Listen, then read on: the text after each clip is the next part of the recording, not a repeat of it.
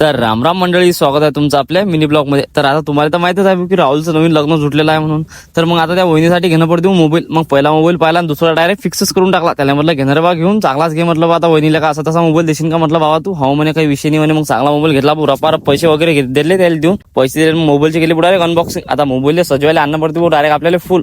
मग तिथे तर काही फुल ते अवेलेबल नव्हतं. मग दुसऱ्या दुकानात गेलो ते फुल घेतला. 2 रुपयाची गोष्ट, पण त्यासाठी पेट्रोल 10-12 रुपयात जायला पडणार बा. सोपं आहे का? उन्हात आला इकडे तिकडे फिरारे, ते फुल आणणारे, डबल गाडीवर बसारे, हिंडारे, काय तर काय बेकार आलाय बा. आता मोबाईलचा बॉक्स सजवायसाठी आपल्याला लागत होतं फुल तर घेतला आपण, आणि त्यासाठी लागते पेपर बिन. तो पेपर गिपर घेतला, त्या जोड दिला त्याला. म्हटलं द्या म्हटलं बा सजून डायरेक्ट 10 मिनिटात मोबाईलचा डबा सजून रेडी डायरेक्ट आमच्या हाती. म्हटलं असं सजवलं की जसं पद्धतशीर द्यायला बिन पद्धतशीर वाटते बरोबर. डायरेक्ट गाडीवर बसलो. आता डब्बा गिब्बा सगळं रेडी झालं. म्हटलं मोबाईलचा डब्बा घेतला हाती. नरदे बसवा डायरेक्ट म्हणतात नाही त्याला. म्हटलं बा तू नरदेच म्हटलं झटका इटका आला तर पडून जाशील मागं. म्हणतात नाही बस म्हटलं बा तुझं काम आहे आता लग्न व्हायला.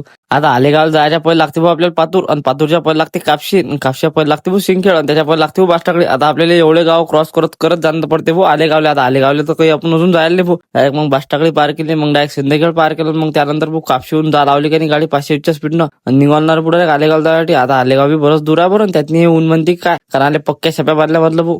पाहूनच घेऊ म्हटलं आता किती टाइम लागू म्हटलं. बराच उशीर झाला आम्हाला घरून निघाले बिन. मग लागला भाऊ डायरेक्ट आपल्याला पातूरचा घाट केला क्रॉस आपण, आणि निघालो डायरेक्ट आलेगाव जायसाठी. मग रस्त्यातच थांबलो, सबंधनं उतरलो कारण गाडीवर बसलो पुरे पायजाम झाले होते आपले. मग थांबलो थोडा वेळ. मग झाला भाऊ ड्रायव्हर चेंज डायरेक्ट. मग आपण बसलो गाडी चालवले. गडी म्हणे बा जरा तू चालव म्हणे. म्हटलं काही विषय आहे का बा, पण ऊन एवढं तपत जाय रे बा की तुम्हाला काय सांगा. थोडा वेळ गाडी चालवली भाऊ. मग डबल मी म्हटलं की बा सागर तूच गाडी चालव रे बा, एवढं ऊन लागू राहिलं म्हटलं. ऊन फून लागत नाही म्हटलं मला. सागर म्हणे बरं ठीक आहे म्हटलं बा. मग सागर चालवायला भाऊ गाडी, आणि आम्ही दोघं बसलो होता मागं. आता नरदेवाल बसलो भाऊ सगळ्यात मागं. आता म्हटलं आलेगाव युवराल नरदेवाल मागं बसलो बरं आहेत जरासा. मी बसलो मधात नाही. म्हटलं नरदेवाली ऊन बी लागत नाही मी जर मधात बसलो तर. मग 1-1.25 घंट्याचा प्रवास करत आम्ही पोहोचलो डायरेक्ट आलेगावले गेल्यावर डायरेक्ट चहा पाणी सरबत झालं. त्यानंतर जेवण केलं भाऊ आम्ही. आणि जेवण केल्यावर आता मेन म्हणजे आम्ही आलो होतो आज शिदोरी नेण्यासाठी. तर शिदोरी नेण्यामध्ये आपल्याला कामात काम फोन पण देणं होता, आणि राहुल भाऊचे फोटो पण काढणं होते.